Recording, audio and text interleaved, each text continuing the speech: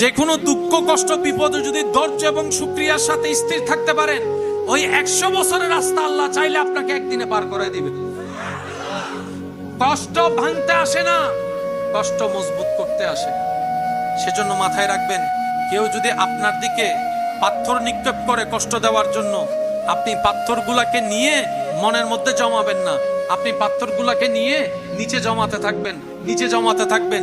এই পাথর জমতে জমতে যখন পাথরের একটা পাহাড় হয়ে যাবে, আপনি তাদের চাইতে অনেক উঁচুর মধ্যে চলে যাবেন, উচ্চ জায়গায় চলে যাবেন। আপনি পাথর নিয়ে মন খারাপ করছেন কেন? আরে সব চাইতে আল্লাহর সৃষ্টি জগতে শ্রেষ্ঠ হচ্ছে আল্লাহর নবী, নবী রাহমাতুল-লিল। পৃথিবীতে এমন অনেক নাফরমান নাখান্দা মানুষ আছে যারা আমাদের নবী নিয়েও বদনাম করে, নবীর বিপক্ষে কথা বলে।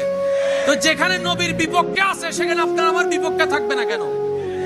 আর কেন আশা করছেন সারা পৃথিবীর মানুষ আপনাকে ভালোবাসবে?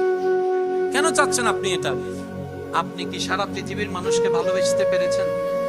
আপনাকে কেন বাসবে? কমন বিষয়। এত টেনশন নেওয়ার দরকার? বলেন না, এত টেনশন নেওয়ার দরকার? ধৈর্যের সাথে শুকরিয়ার সাথে আল্লাহর পথে নামাজের সিজদা ধরে রেখে যদি এগোতে পারেন, সততার সাথে স্বচ্ছতার সাথে, হাজার বন্ধ রাস্তা খুলে দিবেন আল্লাহ, ইজ্জতের ব্যবস্থা করে দিবেন আল্লাহ, অন্তরে অশান্তি মনকে শান্তি করে দিবেন কে?